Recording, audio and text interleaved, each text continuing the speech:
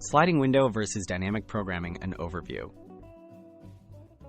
The sliding window and dynamic programming are two popular techniques in coding. Each helps tackle complex problems, especially in data structures and algorithms.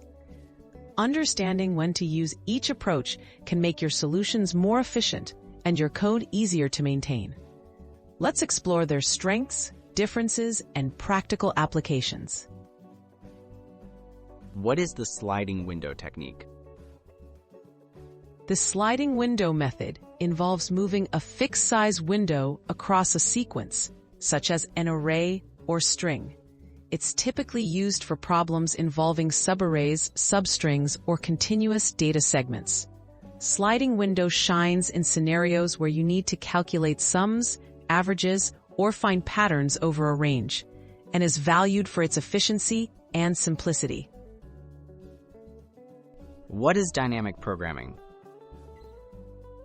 Dynamic programming is a strategy for breaking down problems into smaller, overlapping subproblems and solving each just once. It's highly effective for optimization problems, such as finding the minimum cost, maximum profit, or the number of ways to complete a task. Dynamic programming saves computation time by storing intermediate results for reuse. When should you use sliding window? Choose sliding window when your problem involves a linear data structure and you want to process all contiguous blocks or segments efficiently. It's perfect for tasks like finding the longest substring without repeating characters, maximum sum subarrays, or average of all subarrays of a certain size. This method usually results in clear, fast solutions. When is dynamic programming the right choice? Use dynamic programming when a problem has optimal substructure and overlapping subproblems.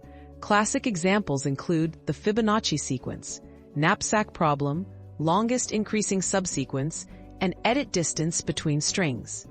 Dynamic programming is especially powerful for complex problems where simple iteration or recursion would be too slow. How to choose between them? To decide between sliding window and dynamic programming, identify your problem's structure. If results depend on past calculations with overlapping subproblems, dynamic programming is usually better.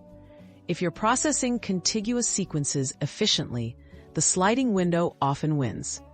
Understanding both techniques expands your toolkit for designing fast and effective solutions.